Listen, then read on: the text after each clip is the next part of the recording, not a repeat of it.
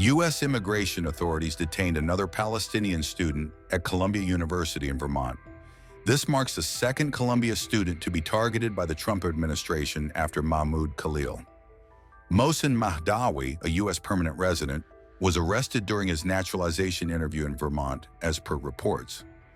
Mahdawi, who was born in a West Bank refugee camp, has held a U.S. green card for the past 10 years.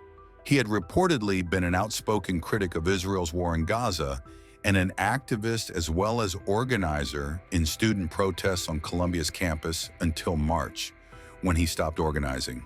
His legal team claimed that his arrest was retaliation for constitutionally protected political speech and activism. They argued that the government is targeting Mahdawi using a Cold War-era legal provision to justify deportation. A Vermont judge issued a restraining order blocking the government from moving or deporting Mahdawi for now. It is important to note that his case resembles that of Mahmoud Khalil, another Columbia student who was detained in the New York area on March 8th in New York. Khalil was moved to a Louisiana detention center, and a judge recently approved his deportation.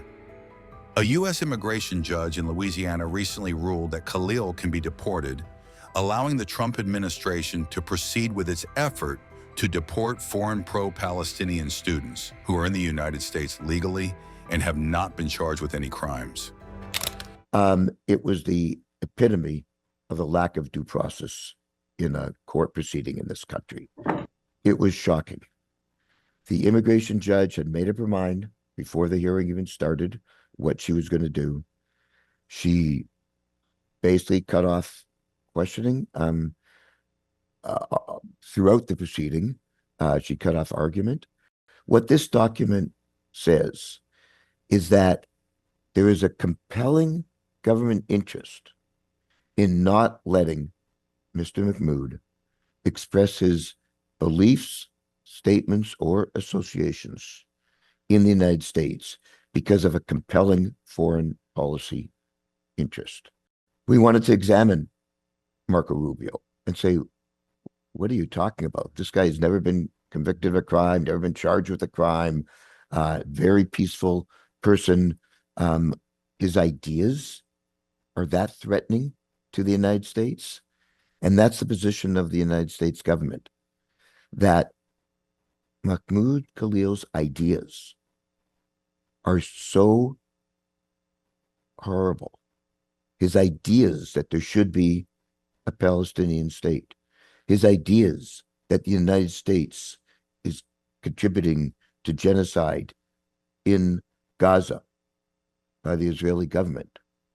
You know, like Mark was saying, today was historic in its unfairness. The judge went out of her way to make very clear to us and anyone in the courtroom that the constitutional arguments we were making had no place in immigration court. There was not an ounce of desire in her being to give Mahmoud a fair hearing today. And that's precisely what we were fearful of. The immigration case is far from over. We move on now into what's called the relief stage, where Mahmoud can present certain applications to defend against removal. And we're set to file additional evidence and applications by April 23rd.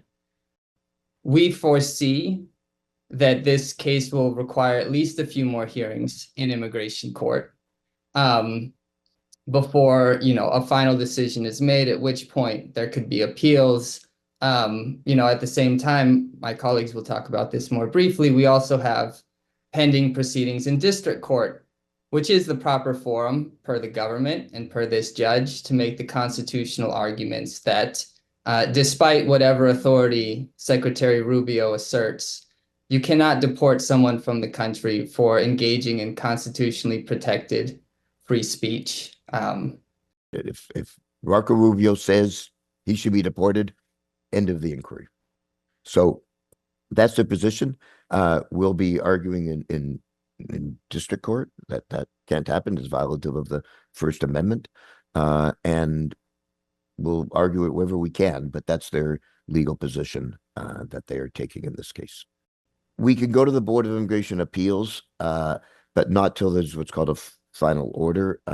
So we're still have this, I'd say, secondary or tertiary matters to deal with in the immigration court. But my guess is she'll be making a decision, within a few weeks or so on the other matters, which really won't control the case. And then we would go to the Board of Immigration Appeals. But the Board of Immigration Appeals has precedent, which is what the judge relied on, and the government was arguing, basically similarly saying you can't look behind the 2-page letter or any memorandum that the Secretary of State puts out about this. So our real remedy is in district court, in federal district court, and that's the only place we're going to get any real justice, or that he is going to get any real justice. As he said in court today, there's no mistake. There was no accident in him being sent to Louisiana. It is a place far removed from most of society, where it's difficult to get news from. It's difficult to find an attorney. And, just like his arrest was meant to silence him and intimidate him to be quiet, sticking him in the middle of the South with very little access to people, technology, etc., is just a further attempt to chill him.